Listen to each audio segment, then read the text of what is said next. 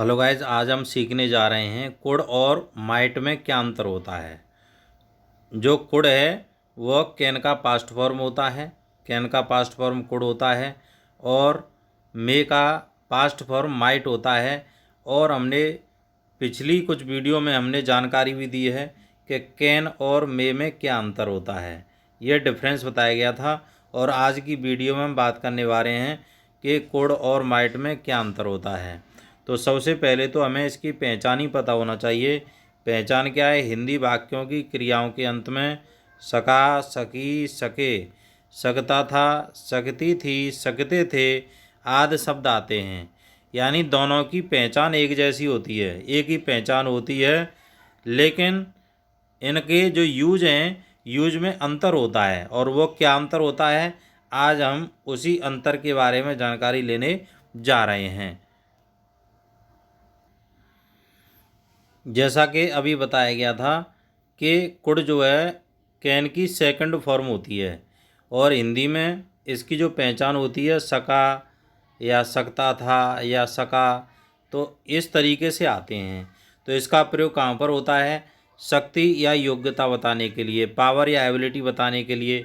जैसे खिलाड़ी गेंद को पकड़ नहीं सका, तो यहाँ पर पकड़ नहीं सका तो उसकी शक्ति के बारे में बताया जा रहा है। यानी जहाँ पर तन, मन और धन की शक्ति के बारे में बात की जाए तो वहाँ पर हम कुड लगाते हैं सका, सकी, सके वाले वाक्यों में। जैसे यहाँ पर दिया गया है, सका दिया गया है, खिलाड़ी गेंद को पकड़ नहीं सका, तो उसके तन की शक्ति से नहीं पकड़ सका था वो, यानी शरीर की शक्ति से। तो the player could not, negative है इसलिए नॉट का प्रयोग कर दिया। और इसके बाद में हमेशा फर्स्ट फॉर्म लगाते हैं, the player could not catch the ball. फिर नेक्स्ट एग्जाम्पल दिया हुआ है, लड़के प्रश्न को हल नहीं कर सके। तो यहाँ पर हल नहीं कर सके ये मन की शक्ति है, तो ये इसको हल नहीं कर सके। The boys could not solve the question. Next number दिया हुआ है एग्जाम्पल, ऐसा करने से मुझे कौन रोक सकता था।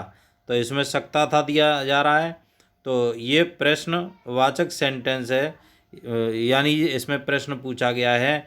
तो यहाँ पर कौन, कौन के लिए यहाँ पर हु लगा दिया, who could stop me from doing so. Who could stop me, मुझे कौन रोक सकता था ऐसा करने से, फ्रॉम डूइंग सो, क्योंकि स्टॉप वाले वाक्यों में फ्रॉम का प्रयोग किया जाता है, तो इसलिए यहाँ फ्रॉम लगा दिया गया है। और कोई भी प्रिपोजिशन होता है तो उसके बाद में वर्ब में आईएनजी लगाते हैं, जैसा कि हम पिछली कुछ वीडियो में भी जानकारी दे चुके हैं इससे संबंधित। और कहाँ पर होता है कुड का प्रयोग? आज्ञा यानी परमिशन के लिए होता है। जैसे बिना मेरी आज्ञा के वह कमरे में प्रवेश नहीं कर सकता था। तो यहाँ पर he could not enter the room, वह रूम में प्रवेश नहीं कर सकता था विदाउट माई परमिशन, बिना मेरी परमिशन के, अनुमति, यानी यहाँ पर अनुमति की बात हो रही है, तो यहाँ पर कुड का प्रयोग कर दिया गया। नेक्स्ट एग्जाम्पल को समझ लेते हैं, वह बिना टिकट के यात्रा नहीं कर सकता था। तो यहाँ पर क्या है? आज्ञा, परमिशन की बात हो रही है, तो he could not travel without a ticket, बिना टिकट के, विदाउट टिकट, बिना घर के, विदाउट हाउस, यानी जिसमें बिना लग कर के आ जाता है तो उसके लिए इंग्लिश में विदाउट का प्रयोग करते हैं। तो अभी हमने यहाँ पर जानकारी ली कि कुड का प्रयोग कहाँ पर होता है, जिनमें सका, सकी, सके या सकता था, सकती थी, सकते थे आते हैं, और जिनमें शक्ति या योग्यता, क्षमता की बात होती है, या फिर परमिशन की यानी आज्ञा की बात होती है।